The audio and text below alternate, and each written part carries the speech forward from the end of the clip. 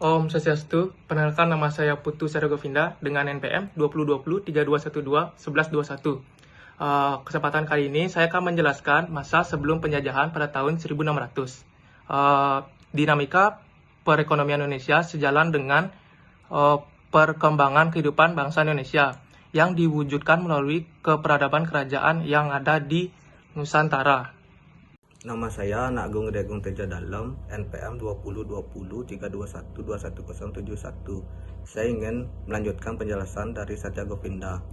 Beberapa kerajaan dalam perjalanan sejarah kehidupan bangsa Indonesia diantaranya adalah Kerajaan Kutai, Kerajaan Tarumanegara, Kerajaan Sriwijaya, Kerajaan Mataram Kuno, Kerajaan Kediri, Kerajaan Singosari, Kerajaan Majapahit, Kerajaan Sunda, Kerajaan Bali. Perkenalkan, nama saya Ikutut Yogayasa, NPM 2020-32-12-10-79. Saya akan melanjutkan penjelasan dari Agung Teja Dalem. Posisi geografis di mana pusat kerajaan berada ternyata beragam. Kerajaan Kutai terletak pada jalur perdagangan dan pelayaran antara barat dan timur. Maka aktivitas perdagangan menjadi mata pencaharian utama, sehingga rakyat Kutai sudah mengenal perdagangan internasional. Perkenalkan, nama saya Dewi Gede Eka Prananduyantara, NPM 2020-3212-11091. Di sini saya akan mempresentasikan masa penjajahan Portugis pada tahun 1509 sampai 1659. Historis Portugis dalam menjajah Indonesia dimulai dengan ekspedisi eksplorasi yang dikirim dari Malaka yang baru ditaklukkan dalam tahun 1512. Bangsa Portugis merupakan bangsa Eropa pertama yang tiba di kepulauan yang sekarang rempah-rempah yang berharga dan untuk memperluas usaha misionaris Katolik Roma. Hal ini memungkinkan mereka untuk melakukan ekspedisi dan ekspansi jauh ke negara-negara di dunia. Nama saya Idewo Gede Jamecia Andra Putra, NPM 2020-3212-1081. Saya akan melanjutkan presentasi dari Dewa Eka. Selain itu, bangsa Portugis adalah salah satu bangsa yang menjadikan perdagangan menjadi komoditi ekonomi negaranya. Masa penjajahan Portugis memberikan pelajaran berharga bagi bangsa Indonesia. Pada masa penjajahan Portugis, kondisi perekonomian Indonesia lebih banyak diwarnai adanya perlawanan dari rakyat terhadap Portugis karena komoditi rempah-rempah yang menjadi andalan rakyat Indonesia dijarah begitu saja. Nama saya Gede Bayi Mahwera, NPM 2020-32-12-1082. Di sini saya akan mempresentasikan masa penjajahan Belanda di tahun 1602 sampai 1942. Belanda masuk ke Indonesia kira-kira pada tahun 1602.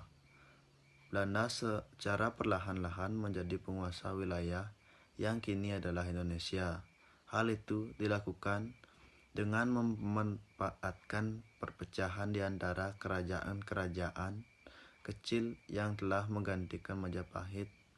Satu-satunya yang tidak terpengaruh adalah Timor Portugis yang tetap dikuasai Portugal hingga 1975 ketika berintegrasi menjadi Provinsi Indonesia bernama Timor Timur.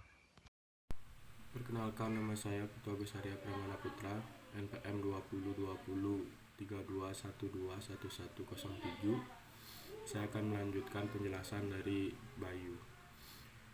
Penjajahan Belanda berlangsung kurang lebih selama 350 tahun atau 3,5 abad, masa yang sangat panjang bagi bangsa Indonesia dalam cengkeraman Belanda. Dalam rentang waktu tersebut, berbagai kebijakan ekonomi dilakukan oleh Belanda. Dibentuknya Preference Oost-Indisch Compagnie atau VOC adalah salah satu kebijakan dalam bidang ekonomi yang dilakukan Belanda. Dengan VOC tersebut, sengaja otoritas perdagangan dikuasai Belanda. Perkenalkan, nama saya Idewo Mendagong Duyana, NPM 202032121088. Baik, saya akan presentasikan masa penjajahan Jepang pada tahun 1942 hingga 1945. Hubungan Indonesia-Jepang telah terlacak jauh sebelum kemerdekaan Indonesia pada Agustus 1945. Sejak akhir abad ke-19 Masehi, Indonesia dengan Jepang sudah memulai hubungan, tetapi dalam hubungan ini, orang-orang Jepang lebih berperan aktif dibandingkan dengan orang-orang Indonesia yang hanya sebagai aktor pasif. Dalam rentan waktu selama lebih dari 1 abad, motif utama dari kerjasama kedua negara tersebut adalah ekonomi.